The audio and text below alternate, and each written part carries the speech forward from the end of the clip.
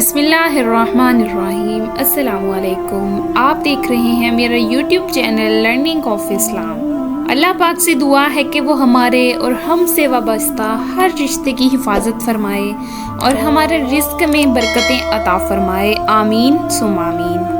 سب سے پہلے حضور پاک صلی اللہ علیہ وسلم نے ابو لہب کی لونڈی حضرت صوبیہ کا دودھ نوش فرمایا، پھر اپنی والدہ ماجدہ حضرت آمینہ رضی اللہ تعالیٰ عنہ کے دودھ سے سیراب ہوتے رہے، پھر حضرت حلیمہ سعدیہ رضی اللہ تعالیٰ عنہ آپ کو اپنے ساتھ لے گئیں اور اپنے قبیلے میں رکھ کر آپ کو دودھ پلاتی رہیں، اور انہی کے پاس آپ صلی اللہ علیہ وسلم کے دودھ پینے کا زمانہ گزرا۔ عرب کی یہ عادت تھی کہ وہ اپنے بچوں کو دودھ پلانے کے لیے گرد و نواح دیہاتوں میں بھیجتے تھے۔ دیہات کے صاف ستھری آب و ہوا میں بچوں کے تندرستی اور جسمانی صحت بھی اچھی ہو جاتی تھی اور وہ حالت اور وسیع عربی زبان سیکھ جاتے تھے، کیونکہ شہر کی زبان باہر کے آدمیوں کے محل چور سے خالص اور فصیح و بلیغ زبان نہیں رہا کرتی۔ حضرت حلیمہ سعدیہ رضی اللہ تعالیٰ عنہ کا بیان ہے کہ میں بنی ساعد کی عورتوں کے ہمراہ دودھ پینے والے بچوں کی تلاش میں مکہ کو چلی۔ اس سال عرب میں بہت سخت پڑا ہوا تھا۔ میری گود میں ایک بچہ تھا، مگر فکر و فاقہ کی وجہ سے میری چھاتیوں میں اتنا دودھ نہیں تھا کہ وہ بچہ دودھ پی لیتا۔ رات بھر وہ بچہ بھوک سے تڑپتا اور روتا بلکتا، اور ہم سب اس کے دلجوئی اور دلداری کے لیے تمام رات بیٹھ کر گزارتے۔ ایک اونٹنی بھی ہمارے پاس، مگر اس کا بھی دودھ نہ تھا۔ مکہ مکرمہ کے سفر میں جس خچر پر سوار تھی وہ بھی اس قدر لاغر تھا کہ قافلے والوں کے ساتھ چل نہ سکتا تھا۔ میرے ہمراہی بھی اس سے تنگ آ چکے تھے۔ بڑی مشکلوں سے یہ سفر طے ہوا۔ جب یہ قافلہ مکہ مکرمہ پہنچا تو جو عورت رسول اللہ صلی اللہ علیہ وسلم کو دیکھتی اور یہ سنتی کہ یہ یتیم ہے تو کوئی عورت آپ کو لینے کے لیے تیار نہ تھی، کیونکہ بچے کی یتیم ہونے کی وجہ سے انعام و کرام ملنے کی امید نہ تھی۔ ادھر حضرت حلیمہ سعدیہ رضی اللہ تعالیٰ عنہ کی قسمت کا سستہ رہا، سریے سے زیادہ بلند اور چاند سے زیادہ روشن تھا۔ ان کے دودھ کی کمی ان کے لیے رحمت کی ذاتی کا باعث بنی، کیونکہ دودھ کو کم دیکھ کر کسی نے بھی آپ کو اپنا بچہ دینا گوارا نہ کیا۔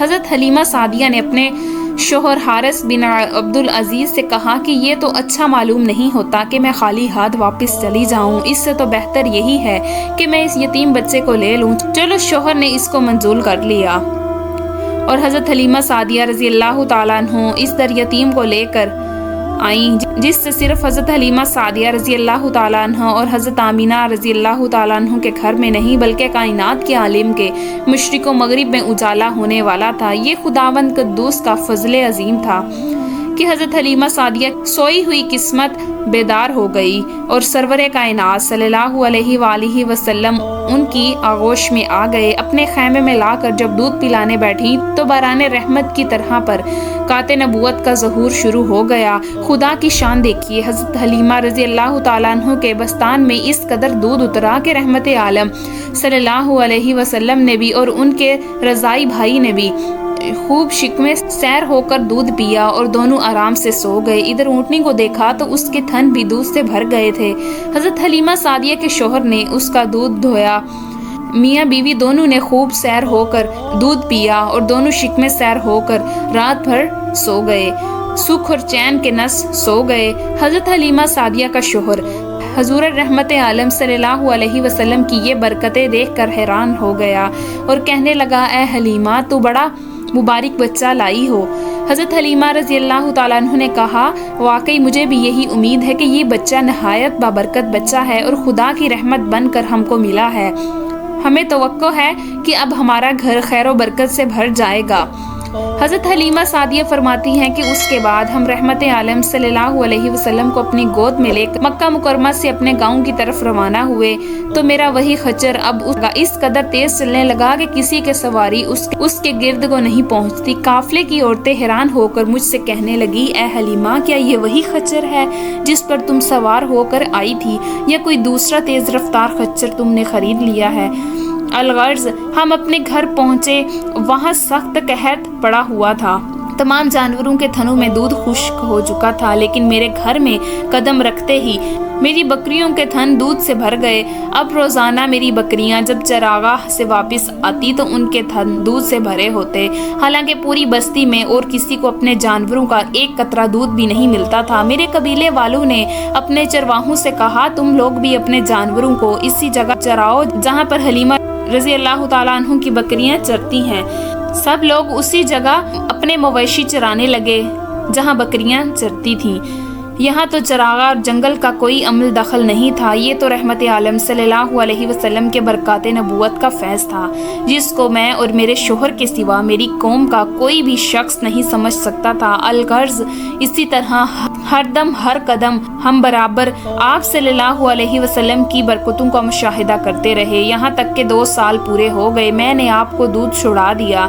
आप सल्लल्लाहु अलैहि वसल्लम के तंदुरुस्ती और नशोनुमा का हाल दूसरे बच्चों से इतना अच्छा था कि 2 सालों में आप सल्लल्लाहु अलैहि वसल्लम इतने अच्छे बड़े मालूम होते थे। अब दस्तूर के मुताबिक रहमत आलम सल्लल्लाहु अलैहि वसल्लम को उनकी वालदा के पास लाए और उन्होंने हस्बे तौफीक हमको अनामो कराम से नवाजा। और कायदे के मुताबिक अब हमें रहमत आलम सल्लल्लाहु अलैहि वसल्लम को अपने पास रखने का कोई हक नहीं था, मगर आप सल्लल्लाहु अलैहि वसल्लम की बरक़ात नबूवत की वजह से एक लम्हे के लिए भी हम आप सल्लल्लाहु अलैहि वसल्लम की जोताई गवारा नहीं कर सकते थे। अजीब इत्तफाक था कि उस साल मक्का मुकरमा में वबा फैली हुई थी कि चनाचा हमने उस वबाई बीमारी का बहाना बनाकर बीबी आमना रज़ी अल्लाह ताला अन्हो को रज़ामंद कर लिया और हम रहमत आलम सल्लल्लाहु अलैहि वसल्लम को वापस अपने घर लाए और फिर हमारा मकान रहमतों और बरकतों के कान बन गया और आप हमारे पास नहायत खुशो खुरम होकर रहने लगे। जब आप सल्लल्लाहु अलैहि वसल्लम कुछ बड़े हुए तो घर से बाहर निकलते और दूसरे लड़कों को खेलते हुए देखते, मगर खुद हमेशा हर किस्म के खेल कूद से अलहदा रहते। एक रोज मुझसे कहने लगे, अम्मा जान, मेरे दूसरे बहन भाई नजर नहीं आते। ये लोग हमेशा सुबह को उठकर कहाँ चले जाते हैं? मैंने कहा, बेटा ये लोग बकरियां चराने चले जाते हैं। ये सुनकर आपने फरमाया, मादरे मेहरबान, आप मुझे भी मेरे भाई बहनों के साथ भेजा कीजिए। चनाचा आप सल्लल्लाहु अलैहि वसल्लम के इसरार से मजबूर होकर आपको हजरत हलीमा रज़ी अल्लाह ताला अन्हु ने अपने बच्चों के साथ चरागाह जाने की इजाज़त दे दी और आप रोज़ाना जहाँ हजरत हलीमा रज़ी अल्लाह ताला अन्हु की बकरियां चरती थीं वहाँ तशरीफ़ ले जाते और बकरियां चरागाहों में ले जाकर उनकी देखभाल करना, जो तमाम अंबिया कराम अलैहिमुस्सलाम और रसूलों की सुन्नत है। आपने अपने अमल से बचपन में ही अपनी खसलत नबूवत का इजहार फरमा दिया। मेरे हाथों से मेरे होंठों से खुशबू जाती नहीं, मेरे हाथों से मेरे होंठों से खुशबू जाती नहीं। मैंने इसमें मोहम्मद को बहुत लिखा है। उम्मीद करती हूँ कि आपको हमारी आज की वीडियो अच्छी लगी होगी। अगर आपको हमारी वीडियो अच्छी लगे तो वीडियो को लाइक कीजिए और मज़ीद इस तरह की वीडियोस देखने के लिए हमारा चैनल सब्सक्राइब कीजिए। मिलते हैं नेक्स्ट वीडियो में, इजाज़त दीजिए। अल्लाह हाफिज़।